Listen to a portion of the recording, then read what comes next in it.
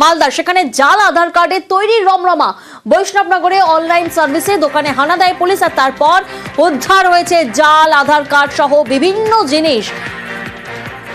মালদার ছবি আপনারা দেখছেন, সেখানে জাল আধার কার্ড তৈরির একেবারে রমরমা বাজার। কিন্তু কারা জড়িত, কিভাবে চলতো এই কাজ, প্রতিনিধি সেবক এই মুহূর্তে আমাদের সঙ্গে রয়েছেন। সেবক, উদ্ধার করা হয়েছে 70টি আধার কার্ড নথি সহ বৈদ্যুতিক সামগ্রী। বোঝাই যাচ্ছে যে শিকড় কতটা গভীরে, কারা কারা জড়িত কি মনে হচ্ছে, পুলিশের তদন্তে কি জানা যাচ্ছে? দেখো, এখনো পর্যন্ত দুজনকে গ্রেফতার করা হয়েছে। এদের মধ্যে একজন দোকান মালিক উৎপল মন্ডলের পাশাপাশি সুদীপ্ত মন্ডল নামে আরেকজনকে গ্রেফতার করা হয়েছে, যিনি দোকানের কর্মচারী।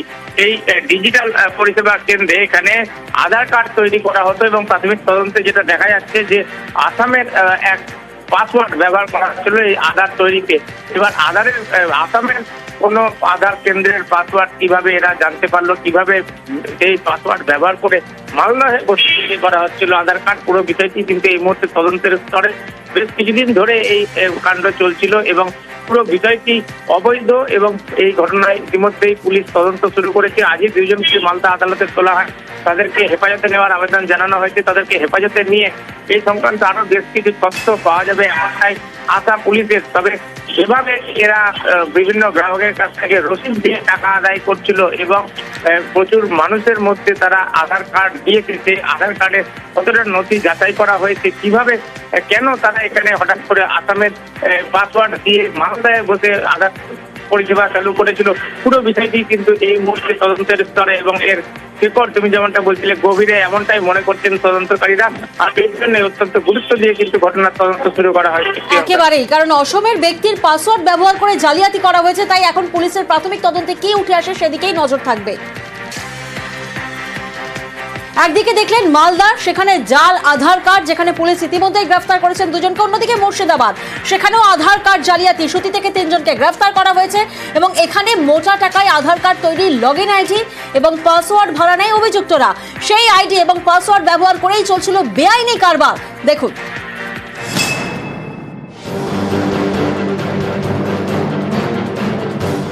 ভুয়ো নথি ব্যবহার করে পাসপোর্ট, এই চক্রের খোঁজে কলকাতা সহ নানা জায়গায় চলছে ধরপাকড়।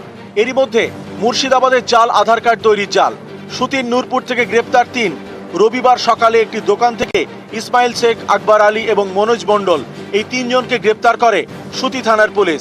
তাদের 6 দিনের পুলিশ হেফাজতে রাখার নির্দেশ দিয়েছে জঙ্গিপুর মহকুমা আদালত। তদন্তকারীদের দাবি, সম্প্রতি নূরপুর এলাকায় একটি দোকান ভাড়া নেয় এই 3 যুবক, জাল আধার কার্ড তৈরির ব্যবসা ফেঁদে বসে।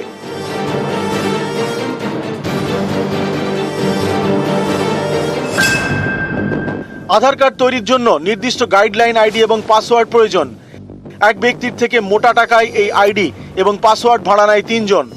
সিস্টেমে পাসওয়ার্ড দেওয়ার পর যার আইডি, তার ফিঙ্গারপ্রিন্ট প্রয়োজন, তাতেও কারচুপি করা হয়। সিনথেটিক ল্যাটেক্স ব্যবহার করে কৃত্রিম ফিঙ্গারপ্রিন্ট তৈরি করে নেয় অভিযুক্তরা।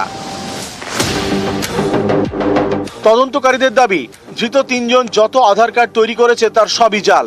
আধার কার্ডের নাম এবং ঠিকানা এক, কিন্তু 12 সংখ্যার নাম্বারটি ভুয়ো। ধৃতদের থেকে উদ্ধার হয়েছে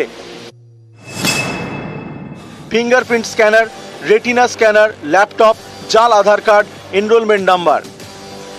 সম্প্রতি মুর্শিদাবাদেরই হরিহরপাড়ায় দেখা গিয়েছে জঙ্গির নাম ভোটার তালিকায়। বাংলাদেশি জঙ্গি সাব শেখ, রাজশাহীর বাসিন্দা। সম্প্রতি তাকে কেরল থেকে গ্রেপ্তার করে অসম এসটিএফ। এই সাব শেখেরই ভোটার কার্ডের ঠিকানা ছিল হরিহরপাড়া। এবার সামনে আরো চাঞ্চল্যকর তথ্য। তদন্তকারীদের দাবি,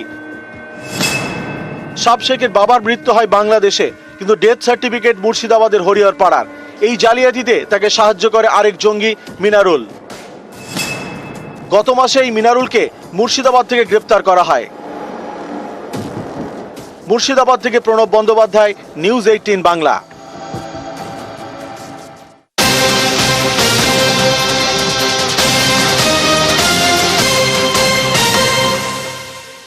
নজর রাখবো এবার সোনারপুরের দিকে। সোনারপুরে ধৃত 5 বাংলাদেশি। সোনারপুরের বৈকুণ্ঠপুরে 5 বাংলাদেশিকে গ্রেফতার করা হয়েছে। রবিবার রাতে গ্রেফতার করা হয়েছে 5 বাংলাদেশিকে। প্রতিনিধি অর্পণ এই মুহূর্তে আমাদের সঙ্গে রয়েছেন।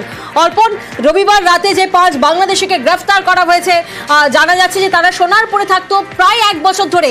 কোন পরিচয়ে তারা থাকতো এবং এখানে কি তাদের পেশা ছিল? একদম তারা টুরিস্ট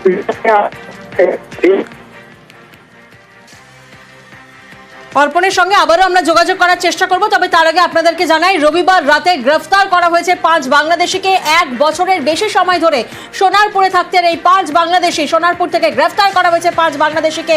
সোনারপুরের বৈকুণ্ঠপুরে এই 5 বাংলাদেশিকে গ্রেফতার করা হয়েছে।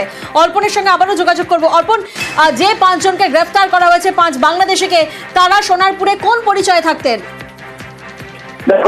শ্রমিক হিসেবে না অর্পণ, তোমার অডিও ক্লিয়ার আসছে না। আমাদের দর্শকদেরকে জানাই 1 বছরের বেশি সময় ধরে সোনারপুরে থাকতেন এই 5 বাংলাদেশি।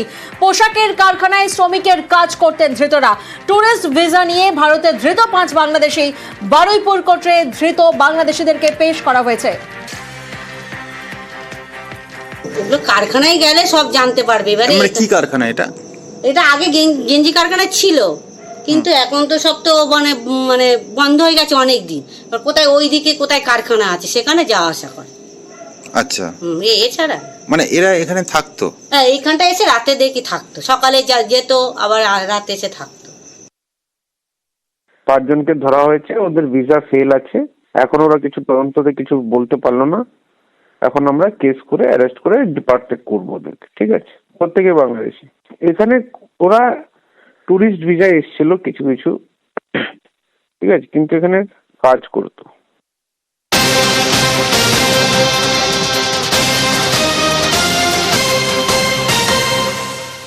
একদিকে আমরা দেখলাম সোনারপুরে ধৃত 5 বাংলাদেশি, অন্যদিকে সুতির দিকে নজর রাখবো। সুতি থেকে ধৃত 2 বাংলাদেশি ও 1 ভারতীয়। 2 বাংলাদেশিকে বাচ্চাদের পোশাক পাচারে সাহায্য করা হতো, এমনটাই অভিযোগ সামনে আসছে। প্রতিনিধি প্রণব এই মুহূর্তে আমাদের সঙ্গে রয়েছেন। প্রণব,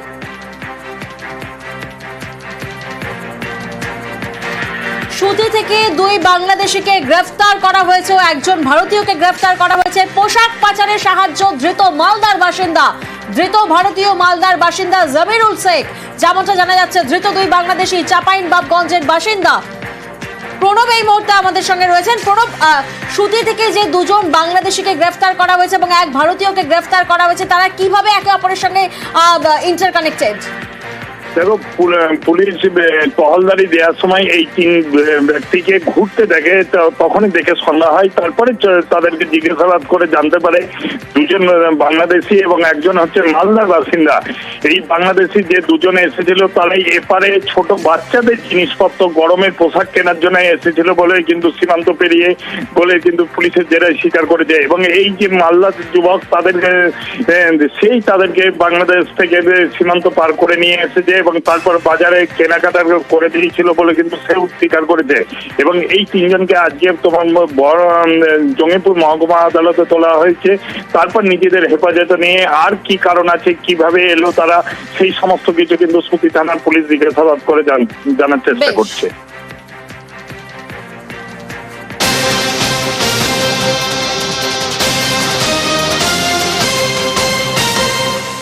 আমরা দেখলাম একদিকে সোনারপুর থেকে সুতি থেকে ধৃত বাংলাদেশি, আর অন্যদিকে কাঁটাতার কেটে অনুপ্রবেশের চেষ্টা। বিএসএফ জওয়ানকে ধারালো অস্ত্রের কোপ। মাথাভাঙা সীমান্তে অনুপ্রবেশের চেষ্টা করা হয়, আর তারপর বিএসএফ জওয়ানকে ধারালো অস্ত্রের কোপ মারা হয়। প্রতিনিধি রাজেশ আমাদের সঙ্গে রয়েছেন। রাজেশ, যে অর্থাৎ কাঁটাতার কেটে যারা অনুপ্রবেশের চেষ্টা করছিল, তাদেরকে কি গ্রেফতার করা সম্ভব হয়েছে? দেখো, মাথাভাঙা 1 ব্লকের এই বুড়াবুড়ি সীমান্তে কিন্তু গত শনিবার বাংলাদেশি দুষ্কৃতীরা সীমান্তের তার কেটে অনুপ্রবেশের চেষ্টা করছিল।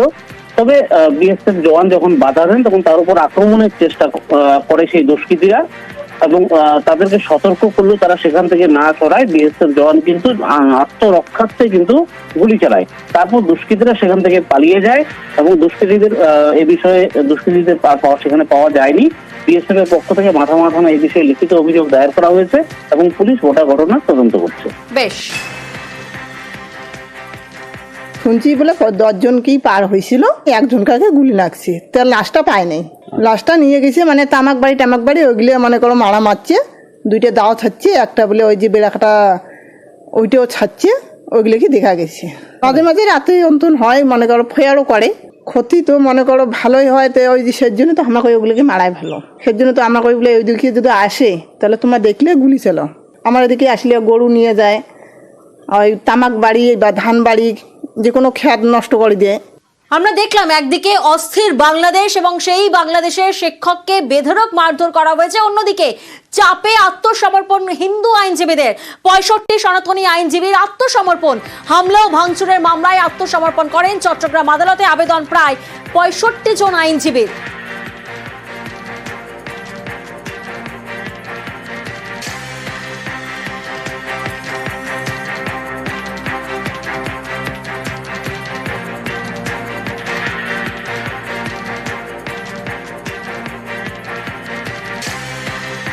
এই মামলাটা করেছে একজন ব্যক্তি যিনি ঘটনা দেখে নাই, ভাঙচুরের মামলা। এইখানে বাংলাদেশে আক্রান্ত সংখ্যালঘুদের ধর্মস্থানে হামলা। সিলেটের মৌলভীবাজারে ধর্মস্থানে হামলা করা হয়। কট্টরপন্থীদের বিরুদ্ধে হামলার অভিযোগ। এক অভিযুক্তকে ধরে ফেলে স্থানীয়রা। বাংলাদেশের পুলিশের হাতে তুলে দেওয়া হয় সেই অভিযুক্তকে। যে ছবি এই মুহূর্তে আপনারা দেখছেন, বাংলাদেশে আক্রান্ত সংখ্যালঘুদের ধর্মস্থানে হামলা করা হয়। কট্টরপন্থীদের বিরুদ্ধে হামলার অভিযোগ।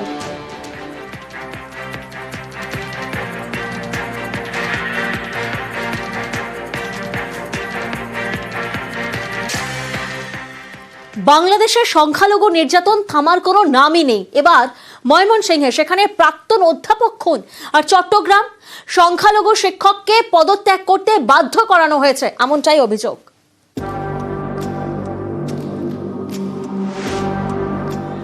অস্থির বাংলাদেশে আবারও টার্গেট সংখ্যালঘু, এবার খুন প্রাক্তন অধ্যাপক। নিহত 71 বছরের দিলীপ কুমার রায় ময়মনসিংহের নেত্রকোনার বাসিন্দা। নেত্রকোনা আবু আবাজ কলেজের কৃষি শিক্ষা বিভাগের প্রাক্তন অধ্যাপক। শুক্রবার তার রক্তাক্ত দেহ উদ্ধার হয়। বাড়ির খাটের নিচে তার দেহ পড়েছিল। মাথায় আঘাতের চিহ্নও রয়েছে। পরিবারের দাবি খুন করেছে কট্টরপন্থীরা। চট্টগ্রামের টার্গেট স্কুল শিক্ষক। সংখ্যালঘু শিক্ষককে পদত্যাগ করতে বাধ্য করা হয়েছে বলে অভিযোগ। চাকরিহারা শিক্ষকের নাম চন্দন মহাজন। চট্টগ্রামের আনোয়ারা উপজেলার বাসিন্দা। তার বিরুদ্ধে মিথ্যা অভিযোগ সাজায় স্কুল পরিচালন সমিতি। শিক্ষক চন্দন মহাজনের বিরুদ্ধে তার পড়ুয়াদেরই উস্কে দেওয়া হয়। পরিস্থিতির চাপে তিনি পদত্যাগ করতে বাধ্য হন। চাকরি হারিয়ে অসুস্থ হয়ে পড়েন শিক্ষক চন্দন মহাজন। নিউজ 18 বাংলা।